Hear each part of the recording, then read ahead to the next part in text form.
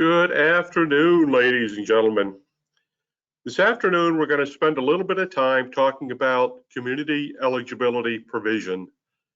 This is an option for you to use instead of collecting applications, because for the next, well, not for the next few years, moving forward, the state of Maine will be covering the cost of the difference between free meals and paid meals. So since with special provisions, districts have to make up the difference normally, that no longer is a requirement. So there is no fiscal effect on a district if they select community eligibility, or as we'll talk about Thursday, special provision 2. Both of these systems can make your life a lot easier.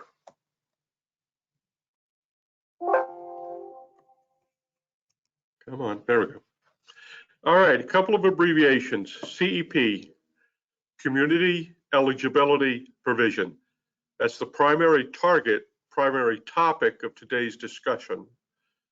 DC, Direct Certification. These are students that are automatically qualified for free meals because the students get and receive a monetary value in food stamps. Direct Certification, or DC. ISP, Identified Student Percentage. This is a very important factor in the ability to participate in CEP. We'll talk about that more extensively later. A very important factor for CEP. You are not allowed to collect child nutrition meal benefit applications. If you do collect child nutrition meal benefit applications, that tells us you are not participating in CEP. Why CEP? As I already said, you don't collect applications. You don't have to process applications. And because you don't have to do that, you don't have to do verification.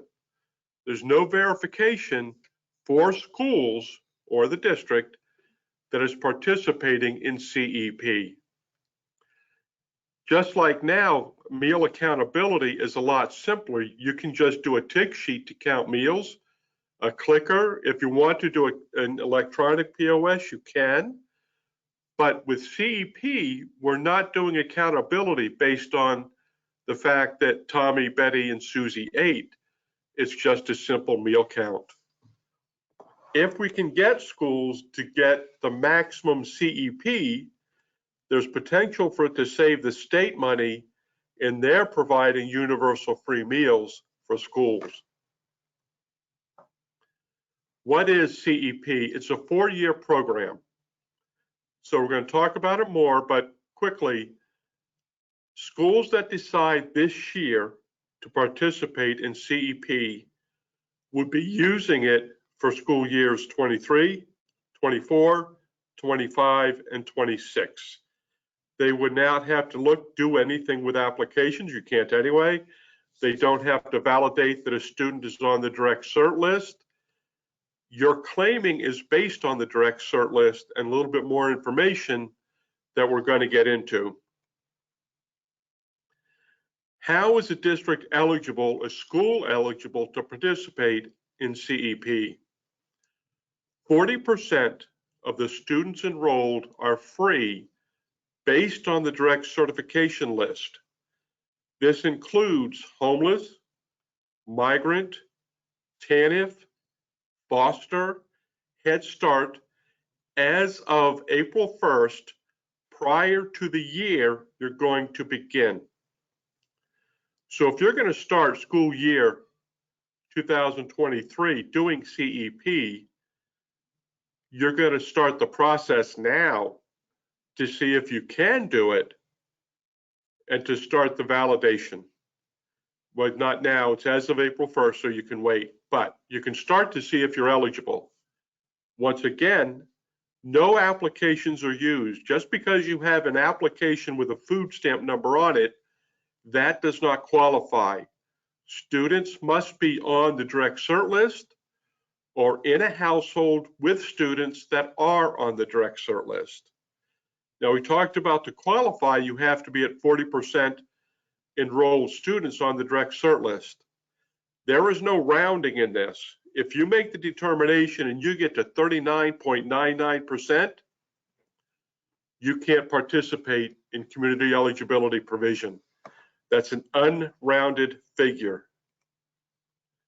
We talked about extended benefits. So if David Hartley is on the direct cert list and there's another family living in the household and that family is not on the direct cert list, because David Hartley is on the direct cert list living in that household, those other kids in that household can be counted for this.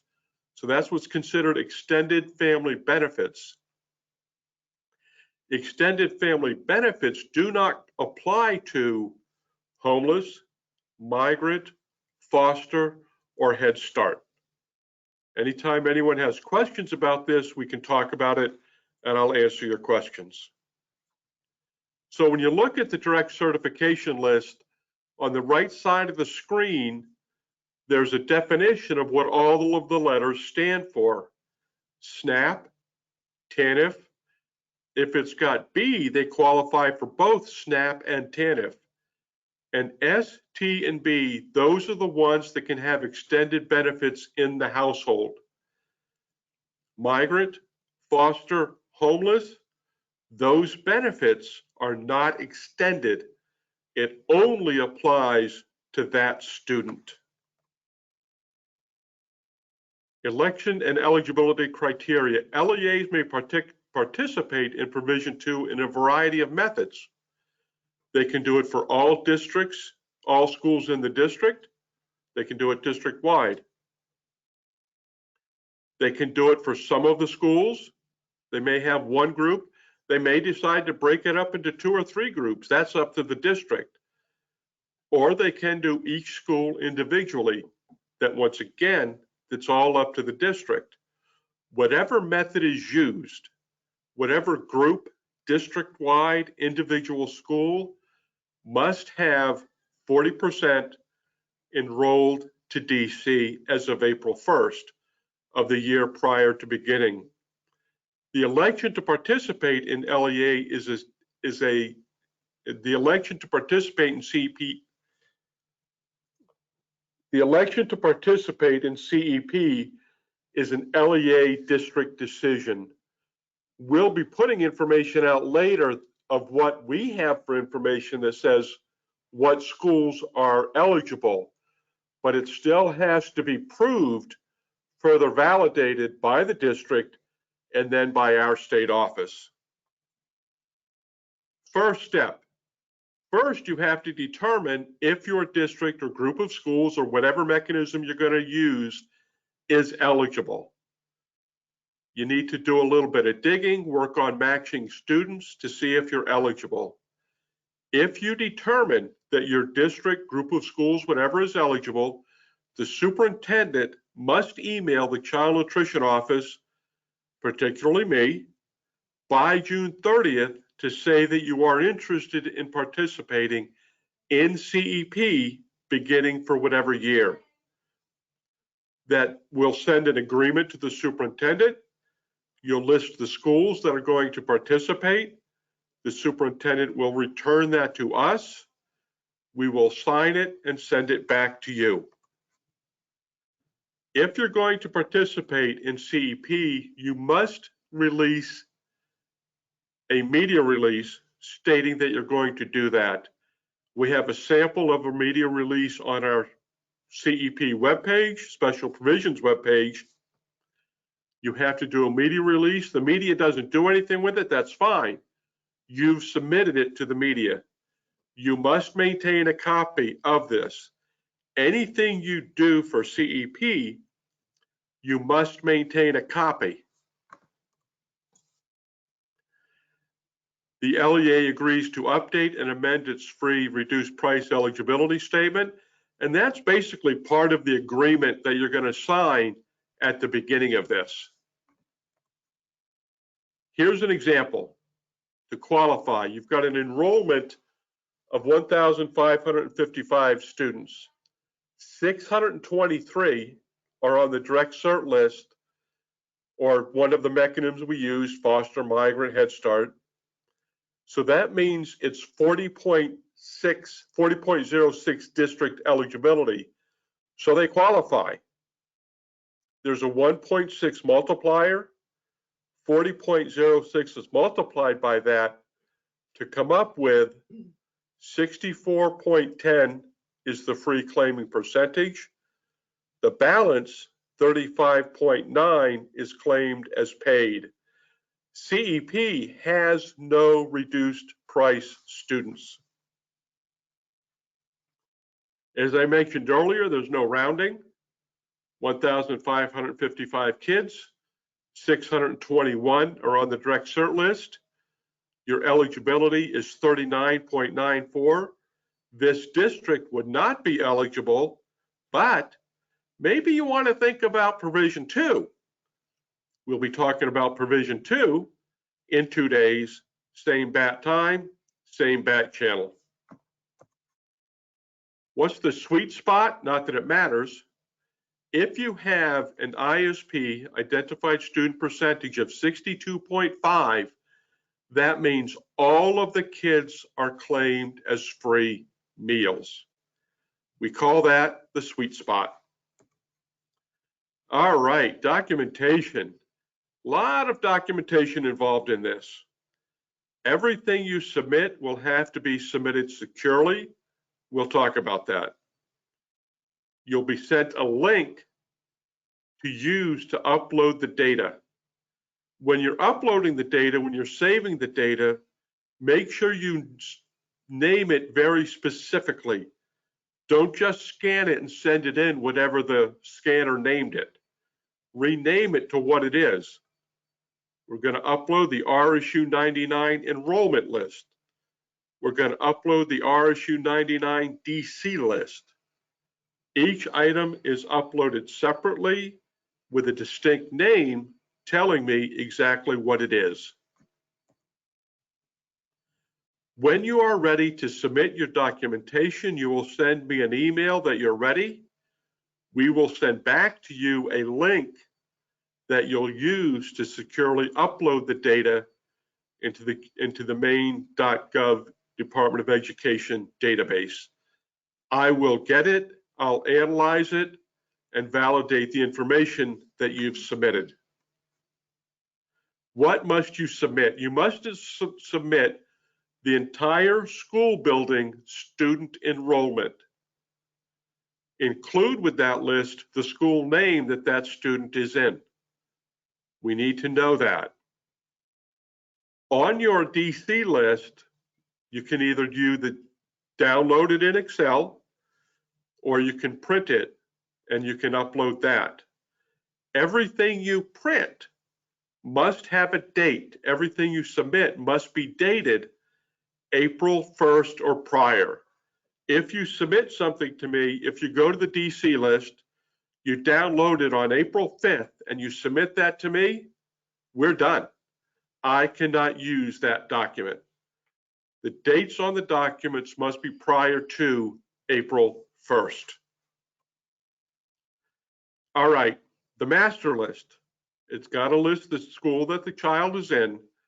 As I talked about earlier, extended student benefits. I have to be able to know, you have to tell me what students are living together if they're not all on the direct cert list. So John Smith is on the direct cert list, and he lives at 1 Jones Lane. Dave Jones is not on the direct cert list, but he lives at the same address. Both names will have that matching address, so that when I'm doing the validation, I can see that and I can count both names. The direct cert list may not have your homeless migrant students yet. If your migrant homeless liaison sends you a list of the students, we can use that. It must come from the homeless liaison or the migrant liaison. It must be dated prior to April 1st. It must include all the students that are named so that we can validate them and count them to get you to the 40%. Now, we talked about earlier, you can do a group of schools. So the Flintstone school, their ISP is 49.8%. The Pretoria school is 69.55%. The Bundy school is 35.68. So you can look at this, and separately, the Bundy school doesn't qualify because they're separate. But when you add all three of these together, the total enrollment is 1,270 students. The ISP is 630. That equals 69.61%. Because these three are going to be classified and claimed together as one group, even though one of them is below the 40% threshold, it can be included in this group. We're not averaging the percentages. We're going to determine the enrollment, the direct cert list, to give us our identified student percentage. Have questions? Let me know. During years 2, 3, and 4, the LEA may adjust upward the claiming percentage. So it's a good idea to keep an eye on the direct cert list and the enrollment, because you can always increase your free claiming percentage. If you're doing this and your percentage would go down, you don't have to do anything. You're still good for the next 3 years. But if you can increase your free claiming percentage, why not do it? It would be the same process prior to April 1st data, submitted securely, validated. We can do that every year if you want to, not a problem. State approval process. Okay, an LEA must submit state agency concurrence to elect CEP. We've talked about that. So you're going to upload all the data. You're going to upload your enrollment for all of the kids. If there's 200 kids in Beasley Elementary School, your enrollment for Beasley Elementary School will have to have 200 names on it. You're going to identify on that enrollment the students that you say are on the direct certification list. When I get that stuff, I will verify it, I will validate it, I will see if I agree or disagree. I might ask more questions. I might say, what about this? What about that? But we will be in contact. We'll make sure that it meets the minimum ISP. The schools must participate in both lunch and breakfast. And they have to have a record of administering the National School Lunch Program, School Breakfast Program, following regulations. Once the documentation has been validated and the free claiming percentage determined, another agreement will be sent out to the superintendent to sign. It will list the free claiming percentage. It will list the schools participating at that percentage, the fact that this is for 4 years, and another page of information about things you have to do and things you cannot do. Remember, if you're participating in CEP, you cannot, under any circumstance, collect child nutrition meal benefit applications. You have to maintain all documentation used. If we go out to do a review, we may ask to see it, that you have retained it, and we can validate it with you as well. Every year when we go out to do a review, the USDA NERO office, New England Regional Office, will accompany us. They'll accompany us, they'll choose a district that is special provision, and they will come and they will ask to see that paperwork to see that you are maintaining it. You must keep it for the entire 4 years that you're participating in the program, plus 3 years after those 4 years are over. Just like we talk about with a regular program, you have to keep your documentation for 3 years plus the current. So for this, those 4 years are all current, and then 3 years after that. All right, you're going to go into CNP. You've decided to do the CEP program. What do you do in CNP Web?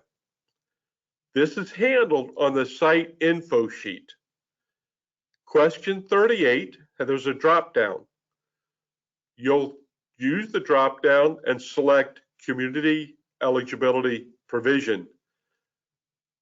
Number 46, the drop down for breakfast, same thing.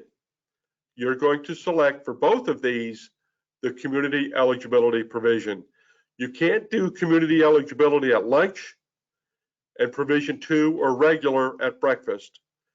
If you're doing CEP, it's for that whole school, both programs. Once you do that, we see what's going to happen. We'll have already validated your claiming percentage.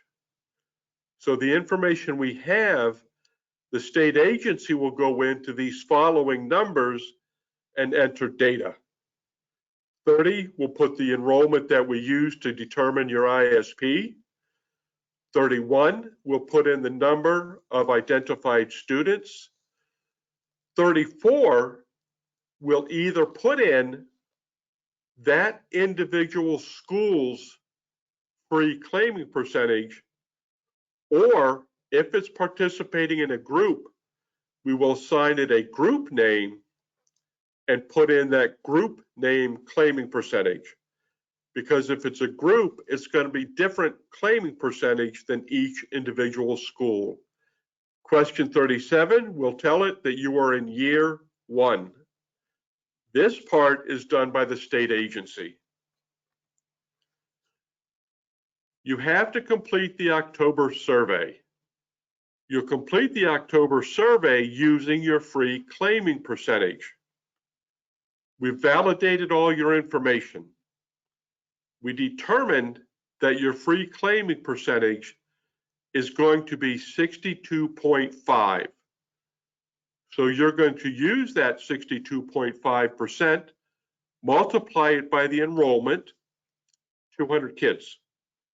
So on the October survey, you'll put that you have 125 free students. Remember I said earlier, there are no reduced students in CEP. Your paid claiming percentage is the remainder, or 37.5% of 200. So each year when you do the October survey, you'll use that free claiming percentage times your enrollment to complete that. If you are doing CEP on your annual agreement, this is at the district level, not at the site level. At the district level, you would put in, for question 33, if it is district-wide CEP, no verification required. If you have 5 schools in the district, 3 are participating in CEP, the other 2 are doing a normal thing, applications every year, then you would have to select basic, because for those 2 schools, you will be completing the verification process. Claiming, as I mentioned earlier, it's very simple. It's just like you're doing right now under SSO. You're going to count the total breakfast, the total lunches served at that school. You will enter that total number for breakfast, that total number for lunch into CNP Web Claiming, and CNP Web Claiming will multiply it by the free claiming percentage that's been entered. You don't have to do that. In the old NEO system, you did that. CNP Web, you'll put in the total number of meals served for breakfast or lunch, and CNP Web will do the calculation of what your reimbursement will be for free meals served and paid meals served. So how do we get to your free claiming percentage? We kind of hit on this a little bit earlier. I'm going to talk about a little bit more in depth. We determined that your ISP is 42.06. USDA has a multiplier of 1.6. This multiplier is used to bring in students for other reasons. Maybe they're reduced kids. Maybe they would normally be reduced kids. Maybe they would be free kids, but not receiving food stamps. So we multiply the 42.06 by 1.6. That brings you to a 67.30 claiming percentage. It's the same claiming percentage used for both breakfast and lunch. It is rounded to 2 decimal places using standard rules of rounding. The remainder, 32.7, is paid. As I've said a couple of times already, there are no reduced students. There is no reduced reimbursement in CEP. So as I mentioned, you've served 1,154 meals. Your claiming is 67.3% free. You're going to enter in CNP Web the 1,154. That will do the math, determine what your reimbursement's going to be for free lunches, for paid lunches. The same thing for breakfast, 986 breakfast, 67.3% determines your free breakfast, determines your paid breakfast. We have a lot of information on our webpage about this. You can get to it through programs. You can see here, programs, NSLP, special provisions. You go there, you have questions, you can email me, you can call me. You can email general questions to just about anybody on the team, the reviewers. If they have difficulty answering your question, if they're not sure, they will either forward the email to me, tell you to call me. But general questions they can answer, and they'll answer as much as they can. All right, we've talked about a lot of stuff. Now I'm going to turn it over to Miss Paula, who's sitting across from me, to see if we have any questions at this point in time. She has a thumbs up. That tells me we do. All right. If we are technically 2 schools, 1 building, elementary and middle, do I need the percentage of each school or total enrollment for both schools percentage? So you have two schools, 1 building. How are you filing your claim? Are you filing your claim as it's all 1 building? Or are you filing, for instance, because this has happened, and I know places where it's happened, you're filing a claim for the elementary kids, you're filing a claim for the high school kids. If that's the case, then we're going to do it based on that, because we're going to do a group, then we're going to use the group option in CNP Web. If you've got a K through 12 building and you file 1 claim, then that's all we're going to do. We're going to have 1 number. When does the CEP media release need to be submitted? At the time of approval or at the beginning of the school year? Beginning of the school year. Is best practice to enroll a school who has a close percentage that is minimally over the 40%? Best practice, any school, any group of schools over 40%, because it's going to save you, you're going to save time with collecting applications. Thursday, we're going to talk about Provision 2. Provision 2 collects applications. If you can use CEP and not collect any applications, why not make your life easier and do that? If you have 1 school that's 40% or more, if you have a group of schools, because like I showed you in that 1 slide, 1 of the schools was under the 40%. But when you grouped it, it became above 40% for that group. So now you've got 3 schools participating instead of having a couple of different options. any school, any group of schools, any district that can be over 40%, I would recommend participating in CEP. If our elementary school is CEP and our high school is provision 2 in their first year collecting applications, and the family completing the high school application includes their student from the elementary school, we use the information for household size, but only in regards to the high school student. That will not be held against our CEP school as far as not collecting applications, correct? Right. The high school is not participating in CEP, so they are required to collect applications to determine meal accountability. When you're doing CEP for the elementary school, the students in the high school are not going to be counted to determine your ISP because they are not in that school. David Hartley is in the elementary school, so I'm counted in the elementary school ISP. My brother John is at the high school. He's not counted, but you've got an application for John because he's at the high school and you're doing your base year provision 2. Can the free meals claiming percentage be used for other programs such as CACFP and SFSP when determining eligibility? We're working on that. We don't have real good answers. We're trying to get some more information because there's also what's called an alternate economic status form. And we're trying to work with other programs to see what is the best method. When we have the answers, it will be posted. All right, Paula gave me the sign that we have no more questions. As I mentioned earlier, you can always contact us later with more questions. And this webinar will be posted very shortly. Paula's very good at that.